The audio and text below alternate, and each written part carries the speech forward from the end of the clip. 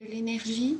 Tout ce qu'on peut dire va uniquement créer une représentation conceptuelle. Donc, on pourrait dire naturellement, dans la pratique, c'est quelque chose qui va s'imposer à vous sans qu'il y ait à le penser. On n'essayez même pas de sentir ça.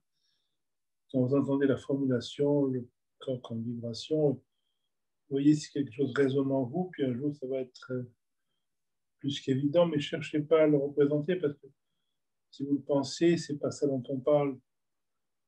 Et dès qu'il y a une intention, on se coupe de la sensation et on n'est que dans la représentation cérébrale. Donc, là, souvent, le corps est senti comme une forme de densité, de lourdeur. Et naturellement, vous allez le ressentir comme quelque chose qu'on peut formuler poétiquement comme vibration, mais prenez pas vos vibrations à la lettre. C'est un peu comme quand on dit que quelqu'un est lourd, ça ne veut pas dire qu'il est obèse. Quand on dit que quelqu'un est noir, ça ne veut pas dire que c'est un Africain.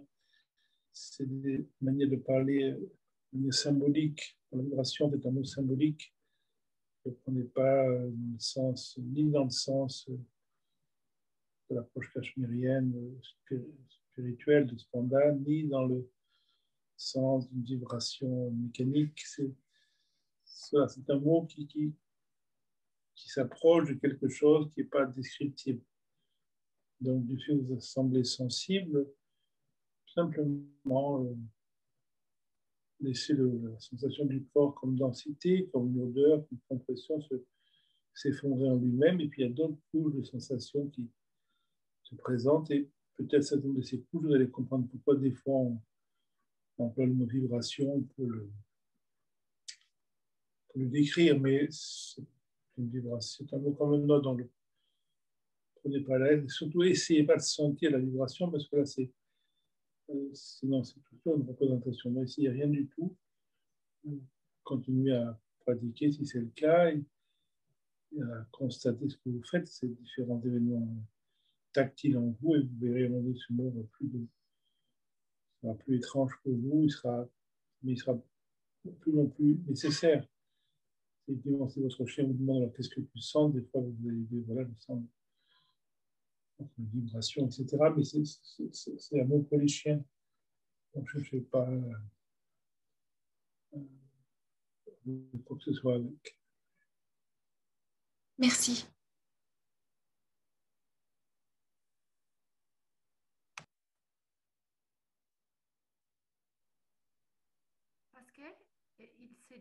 Parce qu'elle se dit que sa pratique, il n'est pas indiqué pour personne qui a des problèmes psychologiques.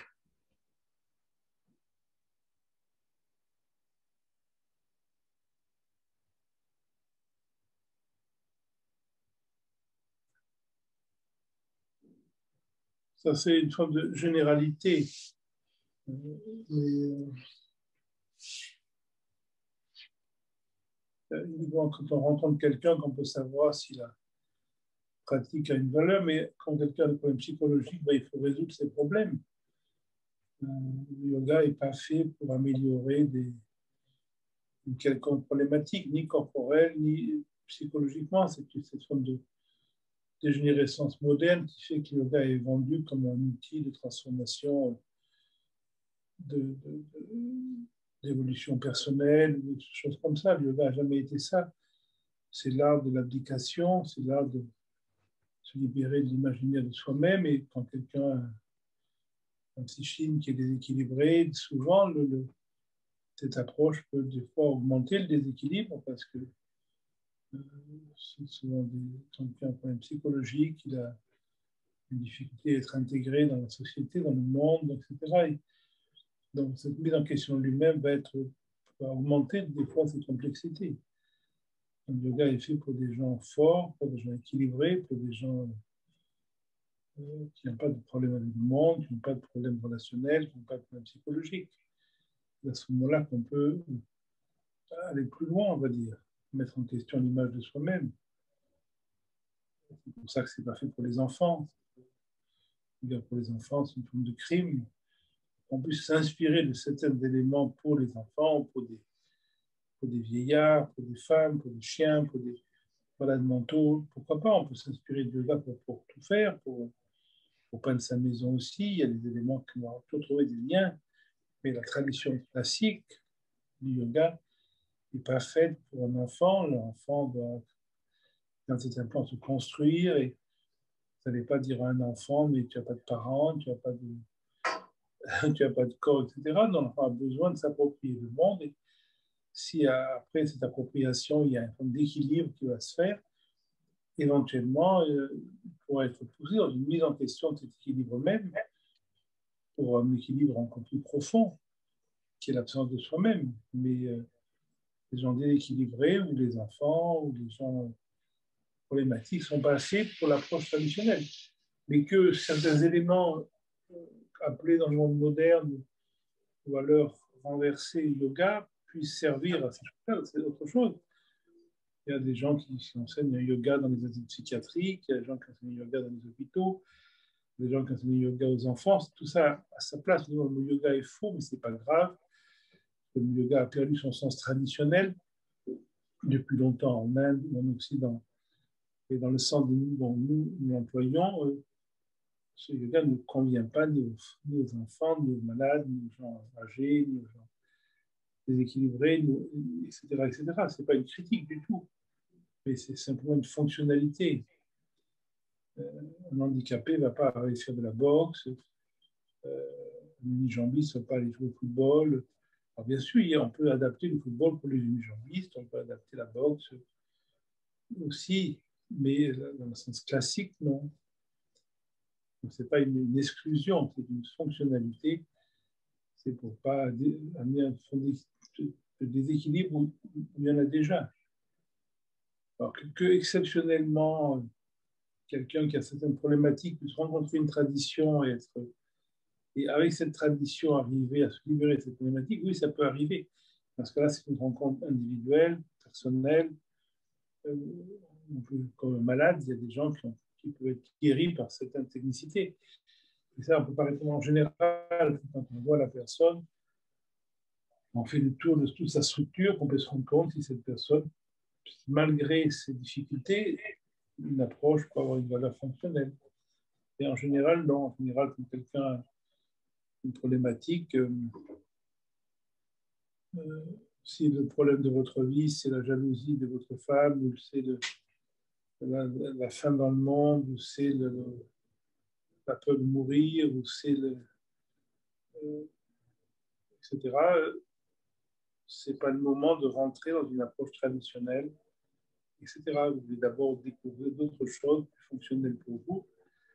Et quand vous serez libre de ces imaginaires-là, à ce moment-là, l'énergie sera nécessaire, sera éventuellement disponible pour mettre en question l'image de vous-même. Tant que je résous un problème, tant que je vais m'occuper de ma vie, tant que je vais arranger ma vie, je ne suis pas disponible à la pratique du yoga. Le matin, vous n'allez pas pratiquer parce que vous allez savoir comment est-ce que je vais m'occuper de ma femme ou de mon mari, est-ce que je change de maison, est-ce que je change de travail, qu'est-ce que je fais pour les enfants, pour qui je vais voter.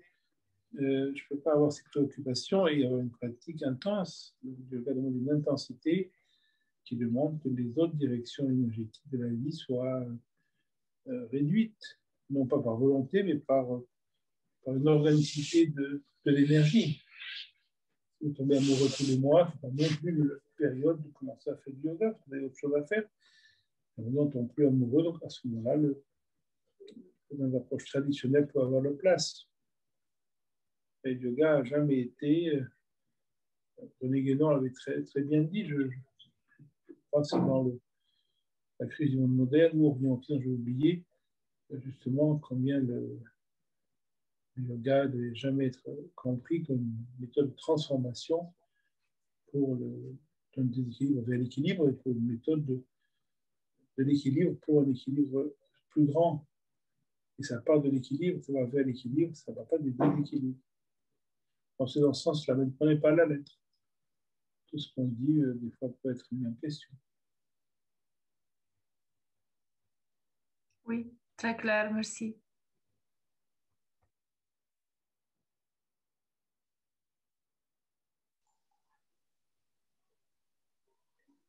Eric, j'ai également quelques questions. Est-ce que vous m'entendez? Oui. c'est aussi à propos du but du yoga. Si donc le yoga n'est pas, comme vous le dites, la transformation d'une personnalité, mais plutôt son élimination, je me pose la question de ce que c'est la personnalité et de ce que je suis. J'ai l'impression. La personnalité, c'est une forme de défense. C'est une ramassis de coups de main que vous êtes approprié pour survivre dans un environnement vécu généralement de manière hostile. Donc, je crée une personnalité pour arriver à survivre. Au plus l'environnement était difficile, au plus ma personnalité a eu besoin d'être affirmative et violente, au plus l'environnement était léger, peu violent, au plus ma personnalité peut être assez souple. Mais c'est tout. Mais il ne s'agit pas d'éliminer la personnalité. La personnalité, c'est un outil. Voilà, on a des personnalités différentes, des caractères différents, ça a très peu d'importance. Mais le yoga, dans le sens profond, n'a pas de but, c'est une expression. Donc, quand vous avez pressenti qu'il n'y a rien à accomplir dans la vie, qu'il n'y a rien à changer dans votre vie, qu'il n'y a rien, vous n'avez pas besoin de changer de chien, de mari, de voiture, de maison, de pays, vous n'avez pas besoin d'apprendre le sanskrit, vous n'avez pas besoin d'aller en Inde, vous n'avez besoin de rien. À ce moment-là, ce manque de stimulation de toute la société de consommation, on va dire, qui vise constamment à meubler ce manque par des activités, par des appropriations, par des sécurisations, etc., ben, ces choses-là ne vous concernent plus. Et donc, par la nature des choses, généralement, ça vous laisse beaucoup de temps libre. Alors bon, il y a des choses, vous êtes là aussi pour servir votre environnement, donc vous occupez aussi de vos voisins, etc. Mais le matin très tôt, à 4-5 heures du matin, vos voisins dorment, il n'y a pas à s'occuper d'eux. De toute façon, le yoga est une manière le matin de célébrer la vie sans trop polluer, ça ne pollue pas l'atmosphère, ça ne réveille pas les voisins, votre chien peut dormir à côté, ça ne va pas le réveiller. Si vous faites bien qu'après la bâtisse, c'est assez peu bruyant, même votre mari peut dormir dans la pièce à côté sans être gêné. Vous n'allez pas polluer la planète avec l'électricité, vous n'allez pas polluer la planète en lisant des livres, en faisant couper des arbres. Vous avez compris qu'il n'y a rien à lire.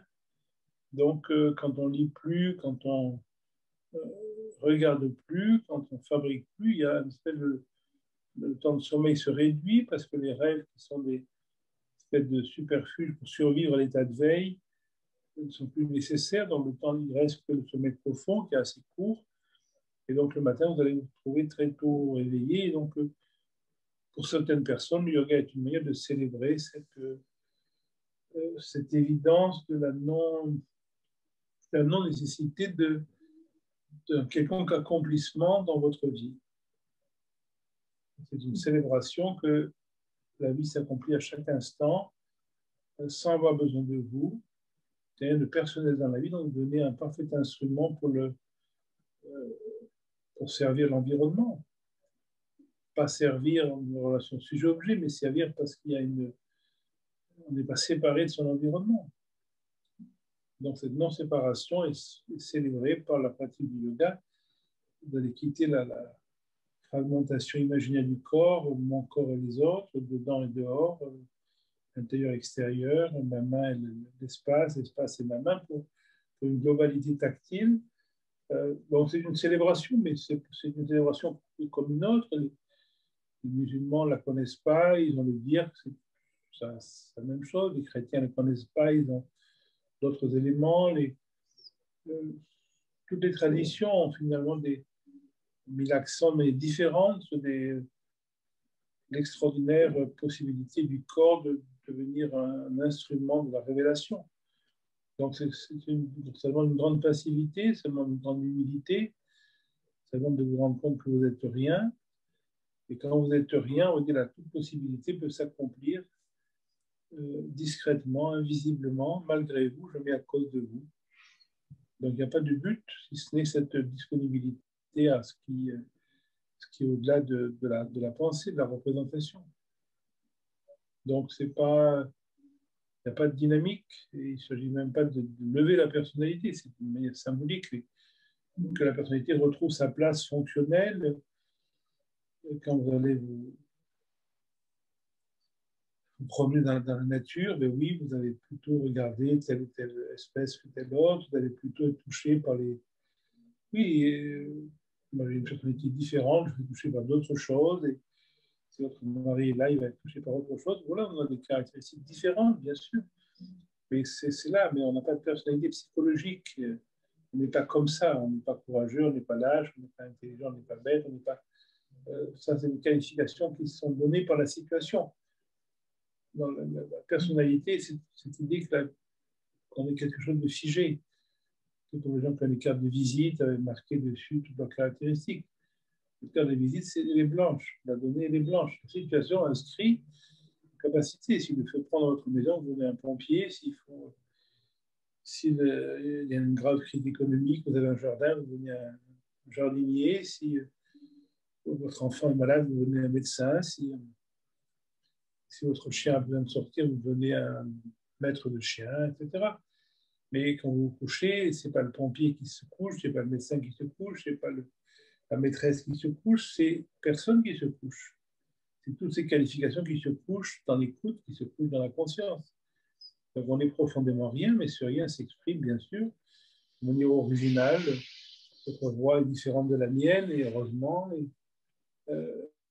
la forme de votre nez aussi, et votre manière de faire la cuisine aussi. Tout ça, c'est des extensions qui en ont beauté. Mais ce n'est pas la peine de se prendre pour ces choses-là, c'est une expression comme une autre. Il n'y a pas de problème avec la personnalité, on n'a rien contre la personnalité. Uniquement, elle devient légère, elle devient fonctionnelle dans une situation. Elle est plus antagoniste avec d'autres personnalités. Voilà. Vous n'allez plus retrouver des gens antipathiques. Il n'y a personne d'antipathique. Même les gens antipathiques sont sympathiques. Il n'y a plus de personnalité antagoniste. Il reste des caractéristiques, bien sûr, qui sont des variations de la vie.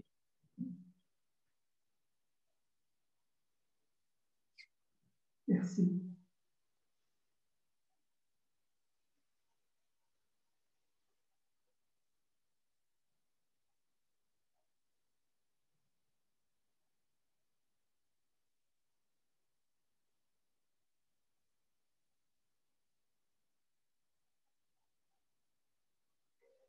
Je voudrais dire encore quelque chose.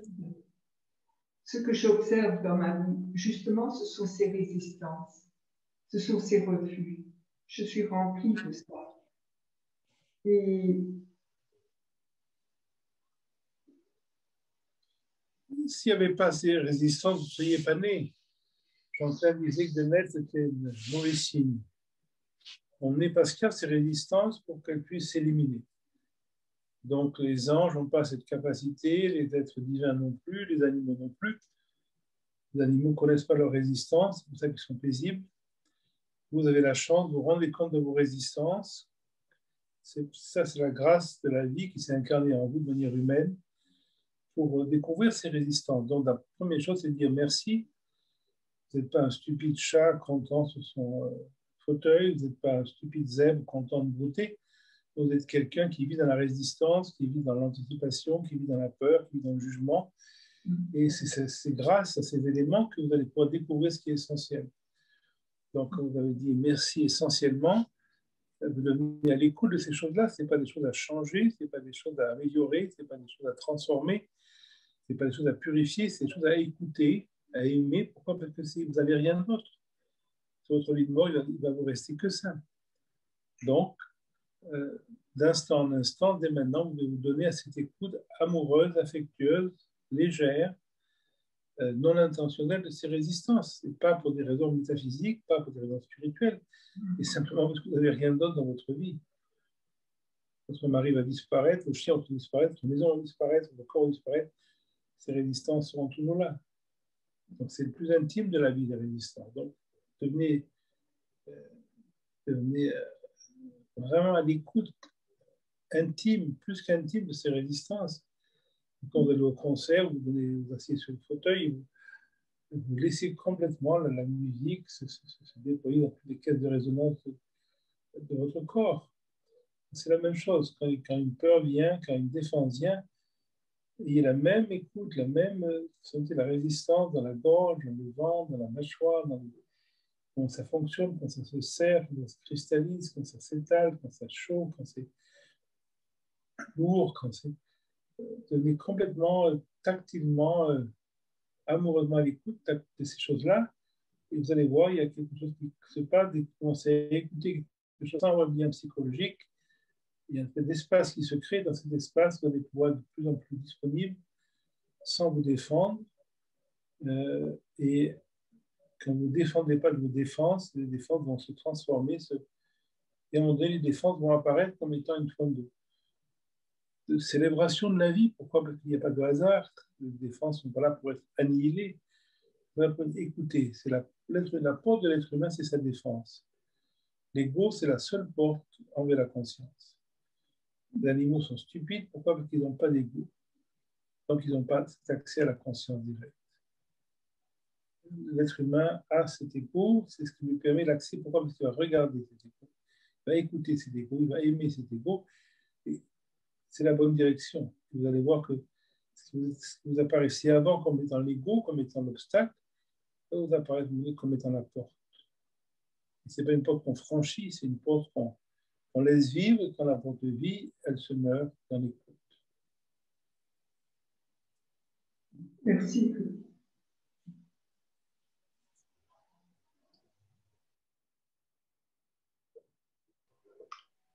Eric, j'avais une question sur l'imaginaire du choix. Je constate en moi un schéma répétitif et ancien qui produit que face à certaines situations, il y a un blocage survient, une oscillation permanente se met en place, sans possibilité en fait d'investir l'énergie dans une direction ou dans une autre. Comment faire face à cet imaginaire en fait du choix? Vous savez, les situations se résolvent d'elles-mêmes.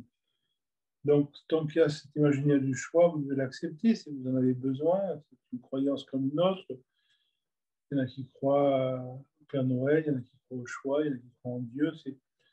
Toutes les croyances sont respectables.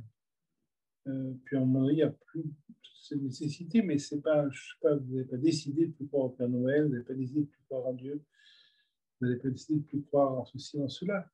D'autant que c'est là, c'est que vous habitez encore ces formes de résonance, il faut totalement le respecter. Encore une fois, c'est de devenir intime avec son fonctionnement, qui est la seule manière de s'en libérer. Quand je veux changer mon fonctionnement, quand je cherche qu'est-ce que je peux faire, vous pouvez que vous enfoncer plus. C'est comme quand vous êtes dans la salle de mouvement, si vous vous enfoncez, vous appuyez pour vous en sortir, vous enfoncez plus, c'est vraiment la même chose. Donc, il ne s'agit pas de s'enfoncer plus, il s'agit de voir. Vous voyez votre fonctionnement de plus en plus amoureusement, mais sans le qui empêche cette clarté, c'est qu'il y a encore en vous des fois ce besoin de s'en sortir. Et là, bien sûr, c'est ça l'imaginaire. L'imaginaire, c'est pas s'en sortir. Vous ne pouvez pas vous en sortir parce qu'il n'y a pas de problème à résoudre. La vie n'est pas un problème qu'on peut résoudre, il n'y a pas un choix qu'on peut faire ou qu'on ne peut pas faire. Ce que vous allez faire, un bon astrologue va vous dire toute votre vie, vous inquiétez pas, vous n'avez aucun choix. C'est pas vous qui allez choisir de coucher telle ou telle personne, d'aller à tel ou tel pays, de faire tel ou tel métier. C'est organisé, tout va bien. Donc ensuite, il y a cette image, j'ai choisi, et quand j'ai choisi, je suis fier de ça, et j'ai honte de ça. Voilà. Mais ça passe, on a honte de rien, et on est fier de rien, parce qu'on n'a rien fait. C'est la vie qui s'est accomplie à travers nous. Donc, ne cherchez pas de vous libérer jamais d'une problématique, mais de plus en plus, encore une fois, intime avec cette problématique. Vous voyez comment ça marche chez vous, vous voyez comment vous voyez la peur de se tromper, le besoin de faire le bon choix, tous ces éléments allégoriques, symboliques sont là. C'est parfait. Vous ne pouvez pas vous tromper. Parce que ce n'est pas comme s'il y avait un mauvais choix. Il n'y a pas de mauvais choix, il n'y a pas de bon choix, il n'y a pas de choix. Ce qui s'accomplit est inévitable. Donc, il n'y a pas de peur de Ça empêche quoi que ça n'empêche rien. Ce qui est empêché ne pouvait pas arriver, ce qui peut arriver ne peut pas être empêché. Donc, il revenez de voir le mécanisme. Dès que vous voulez le changer, et vous dites qu'est-ce que je peux faire pour mieux voir, qu'est-ce que je peux faire pour changer, là vous avez quitté la vision et vous êtes dans l'imaginaire. À ce moment-là, vous allez laisser l'immense arsenal d'imaginaire romantique de la spiritualité indienne. Et là, vous avez des couches jusqu'au plafond, toutes les techniques, tous les yogas, toutes ces inventions qui ont été faites pour faire croire à l'existence du yogi. Mais il n'y a pas de yogi, donc le yoga est caduque. Ce qui n'empêche pas la beauté de cet enseignement, la beauté d'une chose. Mais c'est beau, pas de manière fonctionnelle, c'est beau comme étant des clins d'œil de la vie finalement. Mais la pratique n'amène pas de changement, la décision n'amène pas de changement. La chose qui amène le changement, c'est la vision de voir qu'il n'y a rien à changer. Et c'est pas que là le changement arrive, c'est que je vois qu'il n'y a pas de problème. C'est quand vous lisez l'énoncé d'un problème, on est en classe de 5e, vous énoncez les problèmes, vous dites alors c'est terrible, c'est quoi la solution? Quelle est la solution? Et si un élève du 3e dit l'énoncé du même problème, il ne voit pas le problème parce que dans l'énoncé, il y a la solution. L'énoncé, c'est la solution. Ce n'est pas le problème. Quand je lis mal l'énoncé, je lis l'énoncé comme étant le problème à résoudre. Quand je lis bien l'énoncé, je lis l'énoncé comme étant la solution. Il n'y a pas de problème s'il y a une solution. Le problème n'est que dans une mauvaise lecture de la solution. Je voudrais que ce soit ma solution. Non, c'est la solution. Qui n'a pas besoin d'être solutionné, parce qu'il n'y a que la solution. L'énoncé d'un problème n'est que la solution du problème. Donc, regardez vraiment le mécanisme. Chaque fois que vous glissez un pas, alors qu'est-ce que je vais faire? Peut-être si je fais ça, peut-être si je fais ça, peut-être si je ne fais pas ça, peut-être. Non, là, vous tournez dans le même cercle. Quoi que vous fassiez, rien ne change. Parce que c'est encore l'idée que vous êtes séparé de l'ensemble. Vous êtes une personnalité séparée de l'ensemble vous ne pourrez pas, parce que vous n'êtes pas. Donc, c'est de mieux regarder, c'est de mieux lire l'énoncé du problème. Ce qui, pour dire autrement, c'est d'être à l'écoute, voir vraiment son fonctionnement, qui va m'amener l'évidence directe, opérationnelle, concrète, que ce que je voyais comme étant un problème était l'énoncé de la solution. Il faut que ce soit une vision directe, instantanée, sinon c'est une résonance en propre, bien sûr. Mais voilà, vous connaissez la perspective, il faut de plus en plus intégrer cette évidence et je pense que ça devient une évidence non conceptuelle.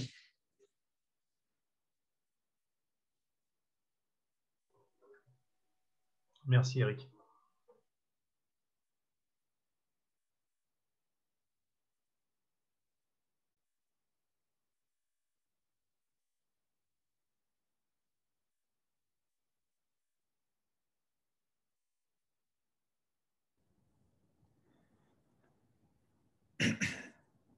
Du coup, Eric, j'allais vous poser une question sur le fait de ce qui caractérisait d'agir par le cœur plutôt que d'agir pour quelque chose, etc.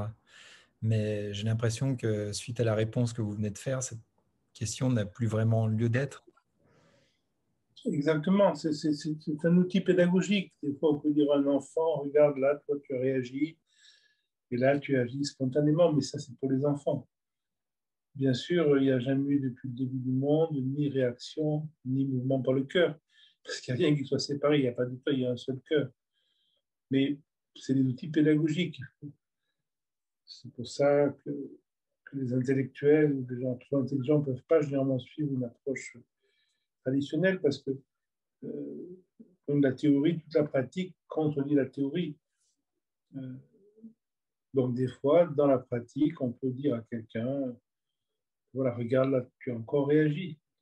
Voilà, tu regardes là cet après-midi par contre, tel événement est intervenu avant, tu aurais réagi, mais maintenant tu n'as plus réagi. Tu n'as plus cette image de toi-même qui fait que tu as besoin de te défendre, de t'affirmer. On t'a dit les hommes sont des imbéciles, mais qu'on ne te prend plus pour un homme et tu n'as pas été agressé par la situation. Il y a 3 ans, on t'aurait dit ça, mais tu te prenais pour un homme, tu aurais été agressé par. Voilà. Alors, on va vite enregistrer le commentaire. Voilà, donc. Mais encore une fois, c'est un outil pédagogique qu'on peut utiliser, mais profondément, c'est l'action par le cœur ou l'action-réaction. Ce sont des catégories, oui, pédagogiques, c'est des catégories symboliques. C'est une autre formulation de la même chose, finalement. Il n'y a pas de différence, mais dans la panoplie pédagogique, il y a ces formulations qui peuvent avoir leur place, et à un autre niveau, bien sûr, comme vous l'avez constaté, elles n'ont plus leur place. Merci.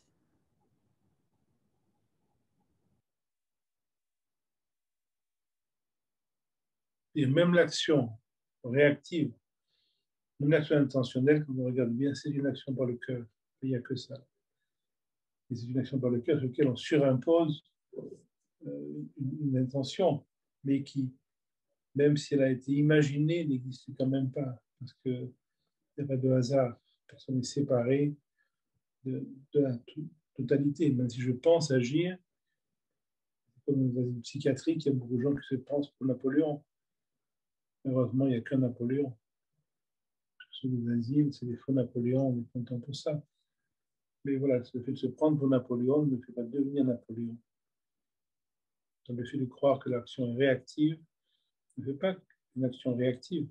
C'est une action par le cœur parce qu'il n'y a rien d'autre qui a été mis de manière fractionnelle, de manière partielle. Quand on voit un morceau de quelque chose, on peut dire que c'est une action par le cœur. C'est une action réactive. Quand on voit la totalité, on voit que même l'action réactive n'était pas. Jean-Claude donnait cet exemple en disant quand vous regardez une fresque du Moyen-Âge, une peinture du XIIIe, XIVe siècle, vous avez des très grandes peintures, comme la Seine, évidemment, de notre ami, son dernier repas, et donc une peinture qui fait 10 mètres de long, 4 mètres de haut. Alors, si vous cachez 90% de la peinture et vous voyez 10%, vous regardez ces 10%, et vous dites ça ne va pas, il y a une désharmonie, c'est une lourdeur, c'est faux, c'est pas juste. Je continue à regarder ces mêmes 10%. On lève le cache de la peinture, en un seul instant, je vois que cette fraction, je regardais, est harmonieuse. Parce que dans l'instant, je la vois par rapport à la totalité. Elle n'a jamais été désharmonieuse. Je la voyais désharmonieuse, que j'avais une ligne fractionnelle. L'action réactive, c'est ça, c'est une action impersonnelle qui est mal vue, et on voit qu'une fraction. Ah oui, c'est une réaction. Au niveau du microscope, il n'y a jamais de réaction. Il n'y a que l'action par le cœur parce qu'il n'y a que le cœur.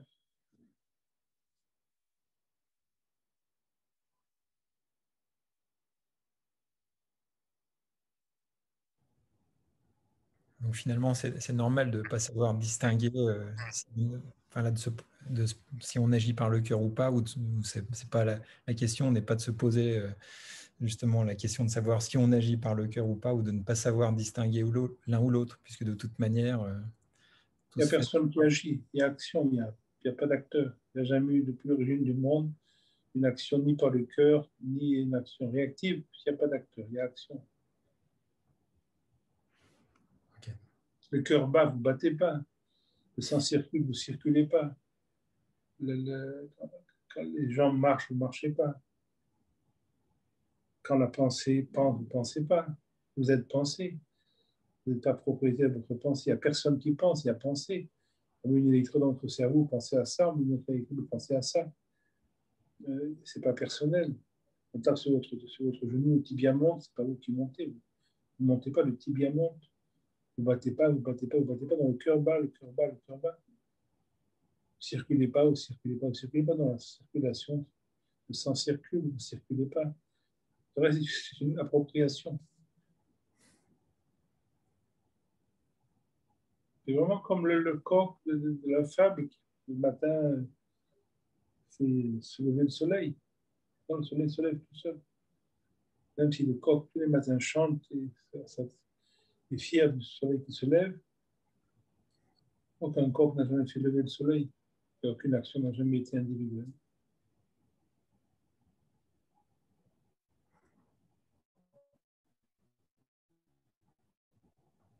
Charles Wells qui disait depuis le début du monde, de nombreux livres ont été écrits, mais personne n'a jamais écrit un livre.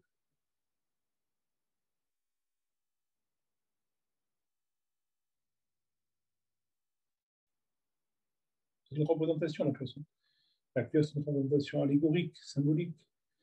C'est une valeur pour le théâtre, une valeur pour l'opéra. C'est une image, l'acteur. C'est une image. Il n'y a pas d'acteur, il y a action.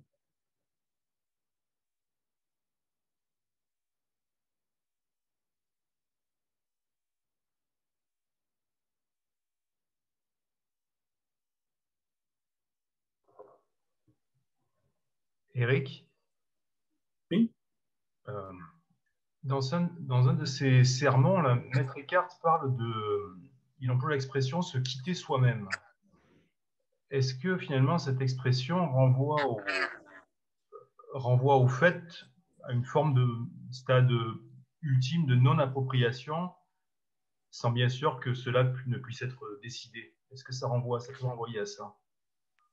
Oui, il ne faut pas prendre la lettre, c'est pas comme soi-même qu'on pouvait quitter, mais c'est écrit en 600 ans. Je te dis, c'est le serment, c'est dans le Beatus Pauperes. Donc quand il dit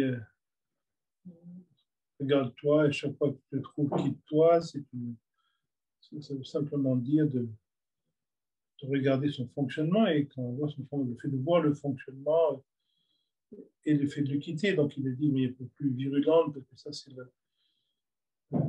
peut-être la langue allemande, Old Dutch, l'allemand littéraire, que je ne connais pas.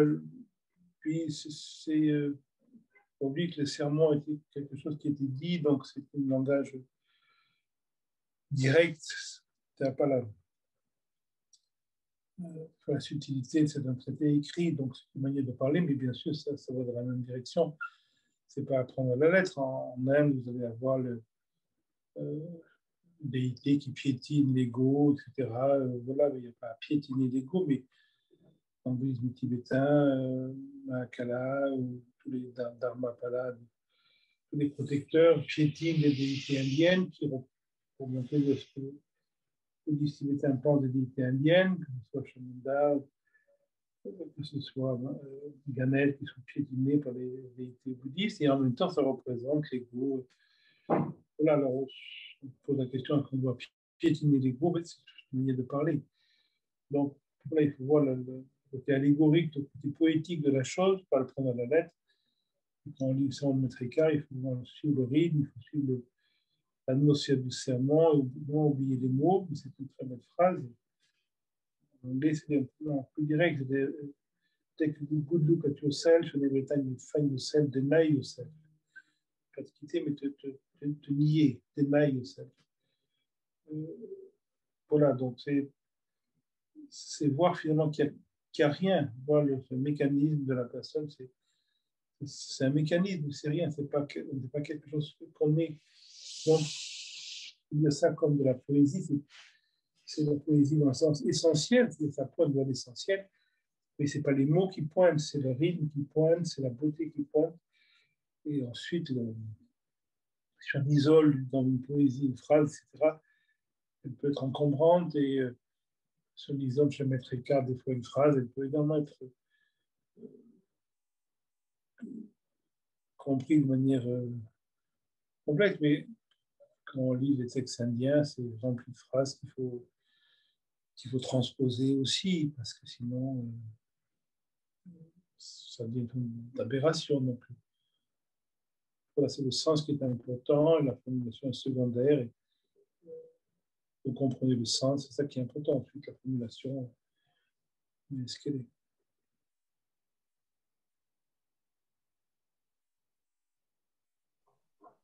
Merci.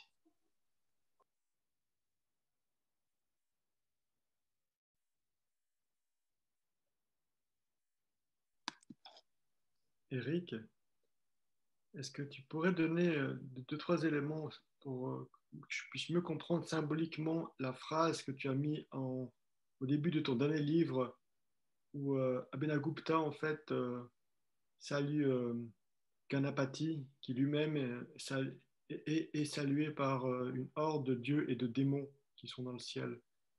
Juste sans être trop dans le côté culturel indien, mais cette idée qu'il y ait des dieux et des démons, comment est-ce que pour nous, est-ce que ça peut faire sens d'un point de vue pratique? Je veux dire, on ne va pas rentrer dans effectivement l'élément indien qui sont uniquement des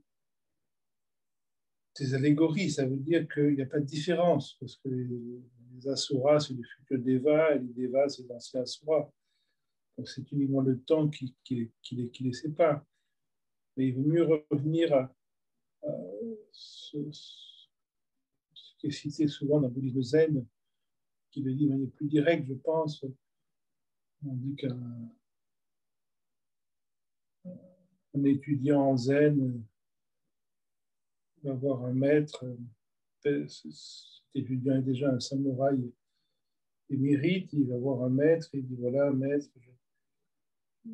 j'ai étudié le zen, mais je ne comprends pas ce que c'est le ciel et l'enfer. Dans le zen, il n'y a pas de différence. Les textes parlent du ciel et l'enfer. Alors le vieux maître regarde le samouraï et lui dit vous êtes vraiment un imbécile. Le samouraï se dresse furieux, la main sur son sabre. Là, le vieux maître lui dit ça, c'est l'enfer. Et à ce moment-là, le samouraï voit ce qui se passe en lui. Et là, le maître lui dit ça, c'est le paradis. Donc, voilà, c'est dans ce sens-là qu'il faut le voir. Merci.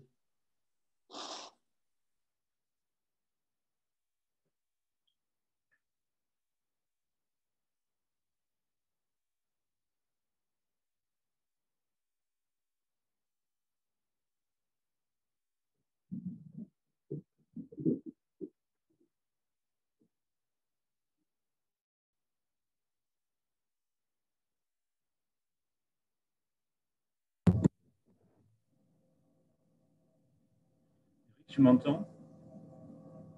Oui. Oui. Oui, j'avais une question parce que tout à l'heure, tu as parlé du piétinement de l'ego et enfin, comme d'une image. Et je voulais te demander, est-ce qu'on ne peut pas aussi la comprendre comme le fait qu'à un moment donné, disons que l'évidence d'être cela, d'être cette unité, s'impose avec une force qui finit par tenir d'elle-même et qui écarte à jamais la possibilité qu'il y ait des identifications.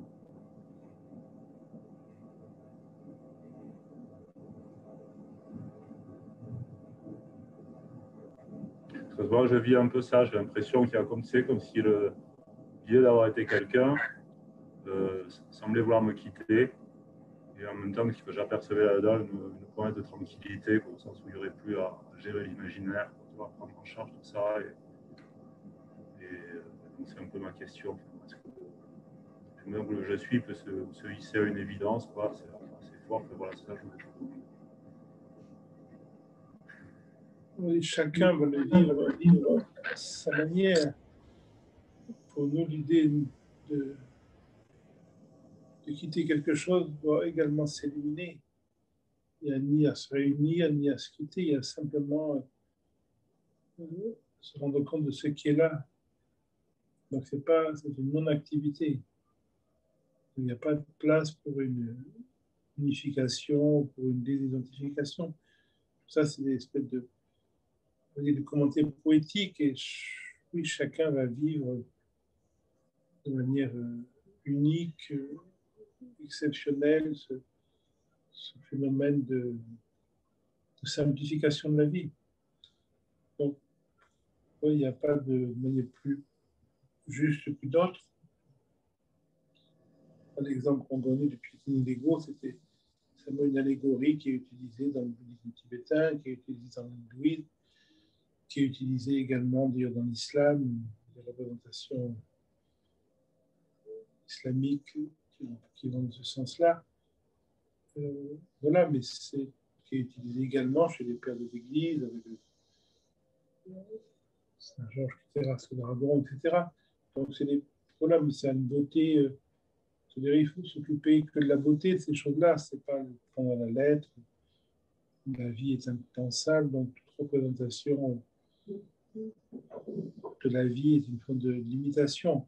Par contre, si on la regarde au niveau artistique, mais par contre, toutes les limitations au niveau artistique ont leur propre beauté.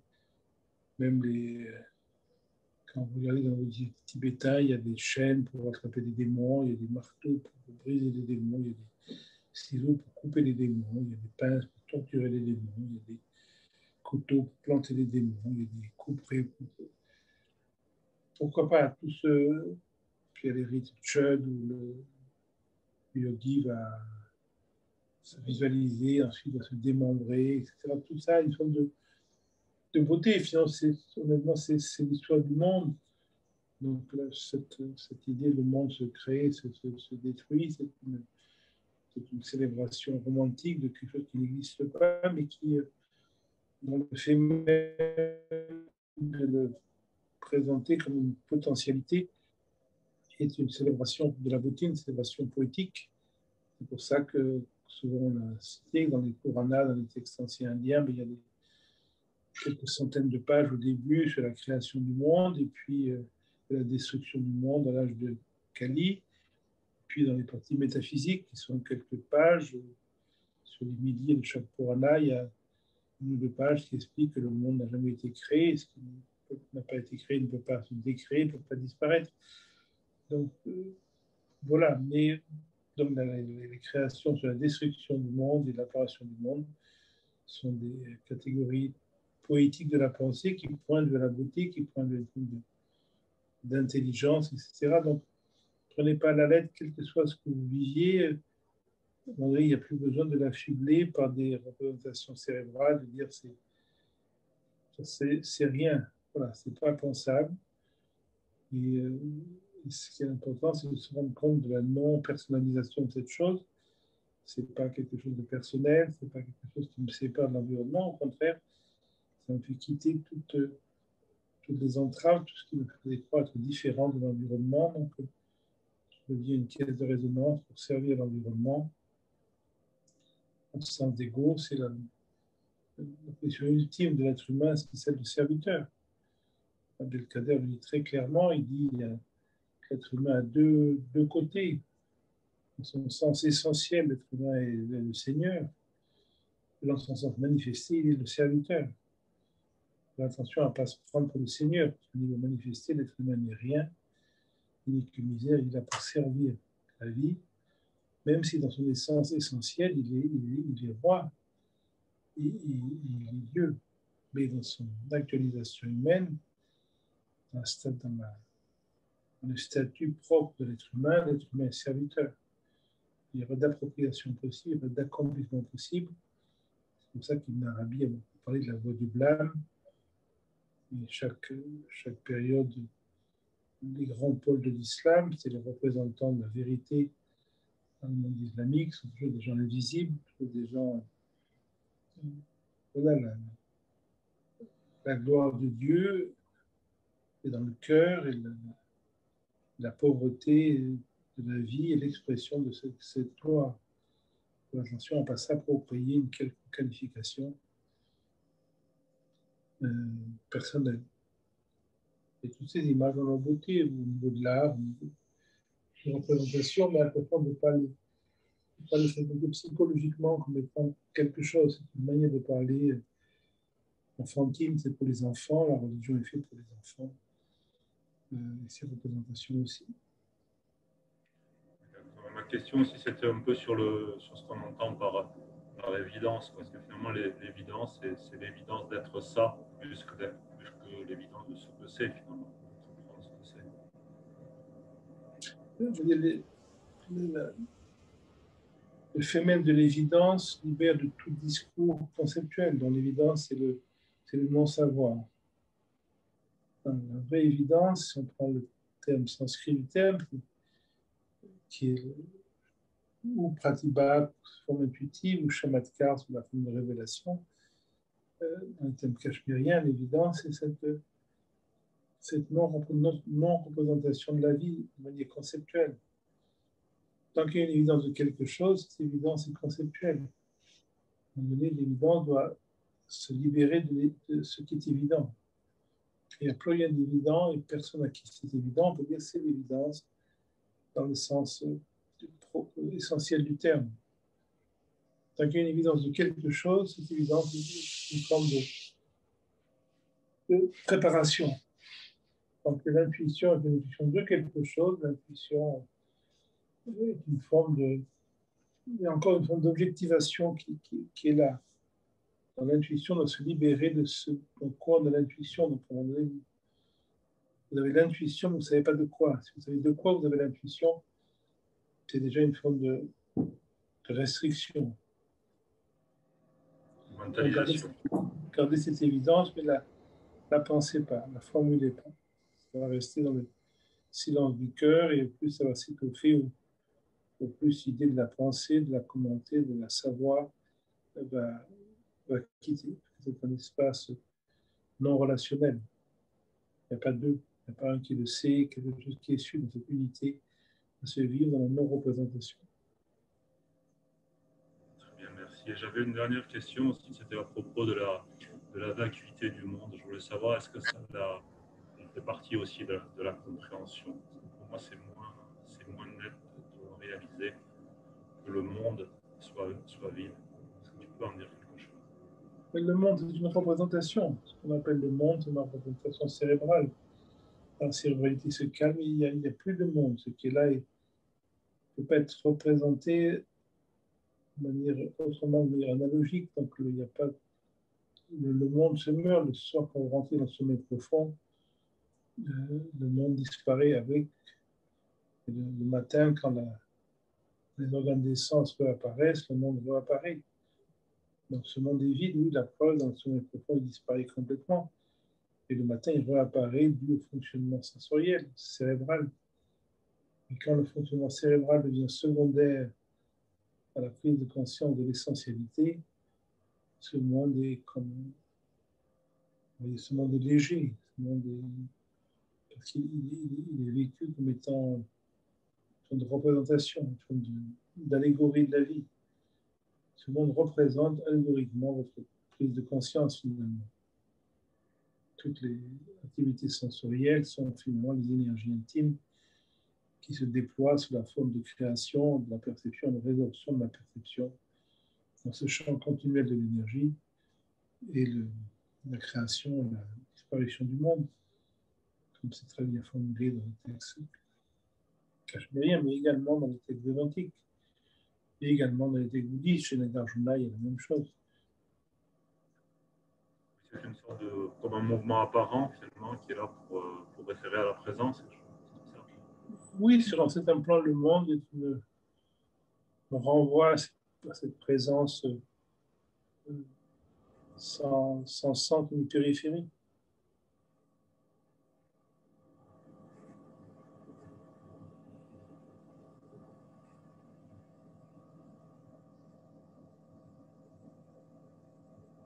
Très bien, merci.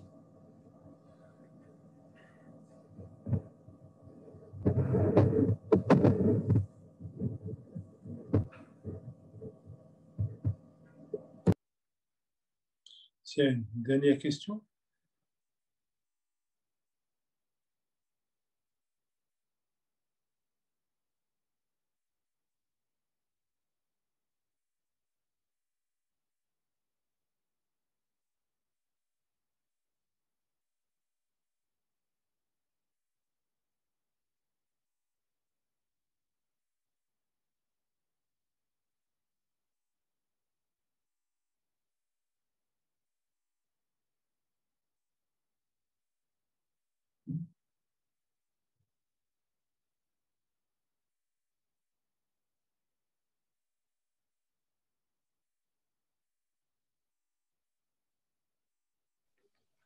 Éric, tu m'entends?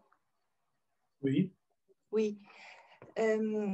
Éric, tant qu'il y a encore un centre et une périphérie, on se sent parfois vulnérable par rapport aux énergies qui nous entourent.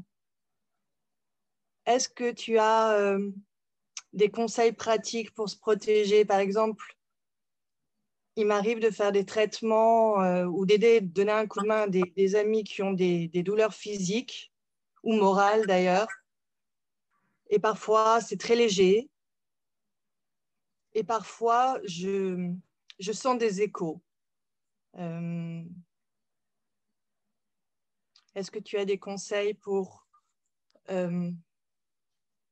éviter ces glissements énergétiques? C'est à vous de voir ce que vous pouvez faire. Vous pouvez porter un poids que selon vos capacités. Donc, si vous décidez d'aider des gens qui sont plus complexes que votre capacité d'écoute, vous allez avoir des éléments. Si vous essayez de vous battre avec quelqu'un qui est plus fort que vous allez prendre des coups. La thérapie, la pédagogie implique que la personne dont vous vous occupez ne va pas dépasser votre limite d'entendement, de capacité. C'est pour ça que moi, si j'ai une question physiologique, je ne réponds pas parce que je ne suis pas médecin, donc je ne suis pas compétent. Sinon, je serais dépassé par la fonctionnalité de la situation. Donc, quand vous travaillez avec quelqu'un, si quand vous avez eu un impact pédagogique sur quelqu'un ou il y a une forme de fatigue, c'est que la personne est au-delà de votre capacité. Alors peut-être il y a eu une forme de personnalisation de la situation, peut-être que vous avez voulu l'aider. Quand on veut l'aider, on n'aide pas. Quand on veut l'aider, on rend juste plus complexe. La vraie aide, c'est une totale neutralité, sans la moindre volonté d'aider. Sinon, c'est comme le chirurgien qui veut réussir une opération, c'est un mauvais chirurgien. Le chirurgien opère, c'est tout, il ne veut rien du tout. Il veut ce qui arrive. Les chirurgiens qui veulent réussir sont des mauvais chirurgiens. On fait ce qu'on a à faire, on prend, c'est tout. Un soldat dans une guerre, il fait ce qu'il a à faire. Et celui qui veut gagner, c'est l'homme politique. Le soldat, il a pas fait la guerre, c'est le politique qui va décider si c'est gagné ou perdu. Donc il faut être très fonctionnel. Donc attention de ne pas mettre sur votre dos des situations qui dépassent éventuellement votre capacité. Il n'y a pas de technicité. Où là, il y a une vision globale de la personne et vous pouvez l'aider. Vous n'avez pas cette vision globale et votre thérapeutique sera toujours fragmentaire. Des fois, ça va marcher, des fois, ça marchera moins bien. Ce n'est pas grave, mais c'est la fonctionnalité de la vie. Vraiment, pour aider quelqu'un, il faut être au-delà de l'aide quand on a besoin d'être aidé. On n'est pas totalement en état d'aider les autres. Alors, des fois, oui, des fois, il y a à un moment donné, vous êtes en disponibilité en vous, tout est léger, tout est facile pour vous. Si quelqu'un vient qui s'imagine vivre une difficulté, vous allez pouvoir l'aider. Et à d'autres moments, vous imaginez aussi avoir des difficultés à résoudre. À ce moment-là, c'est un bon moment pour aider quelqu'un parce que vous allez le faire de manière très arbitraire. De l'autre côté, quand vous imaginez avoir une difficulté à vivre, si vous voulez aider quelqu'un, des fois, ça vous fait quitter, bien sûr, votre difficulté. C'est plus facile. C'est pour ça que beaucoup de gens s'engagent dans la Croix-Rouge, les des pauvres, tous les gens qui s'occupent des pauvres, généralement, de gros problèmes personnels qu'ils ne peuvent pas faire face. En s'occupant des autres, ça les calme. Mais ce n'est pas une solution. Un jour, il faut faire face à sa propre problématique. Donc, attention que l'écoute des autres ne soit pas une forme d'échappatoire. Et soyez très, très à l'écoute de cette fonctionnalité. Des fois, c'est trop compliqué. Vous vous occupez pas de cette personne. Cette personne a une folie qui est trop extrême par rapport à votre capacité. Et vous ne devez pas vous occuper de ce cas. Un médecin a le devoir de dire non quand la situation dépasse sa capacité. Ce n'est pas un manque d'affection, c'est au contraire une mise à l'écoute fonctionnelle. Il y a d'autres thérapeutes qui peut-être pourront répondre dans la situation. Donc, ça doit être très, très léger. Il ne faut pas s'occuper de ses patients, il ne faut pas porter ses patients de manière personnelle. Une patient, c'est une situation de l'instant. Des fois, peut-être vous dépensez, bien sûr, mais si vous dépensez sur l'instant, il ne faut pas. Celui qui est affecté par ses patients, celui qui souffre du problème de ses patients est à la mauvaise place. Ce serait comme un soldat qui ne peut pas tuer un ennemi sans ensuite avoir des cauchemars, etc. Il ne faut pas être soldat, il faut boulanger. Chacun a des capacités différentes. que ce soit facile. Un soldat qui ne peut pas oublier ce qu'il fait sur le champ de bataille ne va pas être un soldat, un chirurgien qui ne peut pas oublier les cadavres qu'il laisse sur sa table, pas un vrai chirurgien, etc. Il faut être tout à fait fonctionnel dans sa vie. Donc, prenez que les gens qui sont... voilà, vous voyez ceux qui bloquent en eux, vous les aidez, c'est super. Mais attention de ne pas prendre des cas de gens qui sont trop complexes. Voilà, vous n'êtes pas là pour rétablir la misère du monde partout où vous allez. Vous soyez léger. Donc, finissez le travail, il faut que vous soyez léger. Si une deuxième fois, vous recommencez, après, ça vous mine, ça vous prend. Vous dites à la personne, écoute, j'ai l'impression que je n'ai pas en moi la capacité de t'aider, c'est tout. Souvent, les gens sont en colère quand on leur dit ça, mais ce n'est pas grave. Ils ont besoin de cette colère, ça s'arrête là. On peut avoir tous les amis du monde en tant qu'amis. En tant que patient, non. En tant qu'ami, je ne vais jamais dire à un ami, je ne peux pas t'écouter parce que tu es trop complexe. En tant que thérapeute, je dis, écoute, voilà, je n'ai pas la capacité de t'aider. Il y a souvent des gens qui pourraient t'aider. Moi, je n'arrive pas à avoir, je n'arrive pas à t'aider. C'est une affection de dire ça, comme vous avez des problèmes d'enfant complexe, vous n'arrivez pas à l'aider, vous l'emmenez chez un psychologue. C'est pas parce qu'on est un mauvais père ou une mauvaise mère qu'on envoie un enfant chez un psychologue, c'est que certains éléments qu'on n'a pas actualisés qui ne permettent pas cette neutralité avec un enfant. Voilà, donc il faut que ce soit très fonctionnel, très léger. Et attention de ne pas se mettre toute la misère du monde à résoudre parce que c'est sans limite. Et souvent, ça n'amène rien. Beaucoup de pseudothérapie sont des sortes d'ajournements. Vous faites un peu de ça, un peu de ça, un peu de ça, ça va mieux, mais un mois après, qu'est-ce qui a vraiment changé?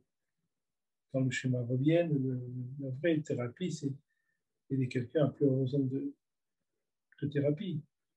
Donc, faire attention à ce que vraiment la personne a pas juste la capacité d'aller un peu mieux. Dans ce cas-là, oui, je le masse, je lui offre une glace à la crème, je fais faire un peu de yoga. Il ne peut pas aller plus loin, de toute manière, c'est comme ça.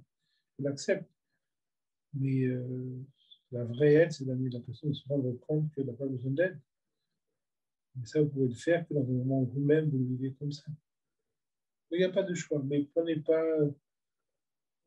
pas voir 3 fois un patient qui vous fatigue parce que même si ça lui fait du bien, bien sûr, ça fait du bien. Les gens adorent qu'on s'occupe d'eux, qu'on les écoute, etc., etc., qu'on les touche, etc. Mais ça va vraiment avoir une limite. Il faut qu'on sorte de là d'être léger. Le patient est vivant, le patient est mort, tout va bien. Il faut avoir cette légèreté, sinon on n'a pas ça à ce moment, c'est un moment qui n'est pas propice pour une rencontre thérapeutique.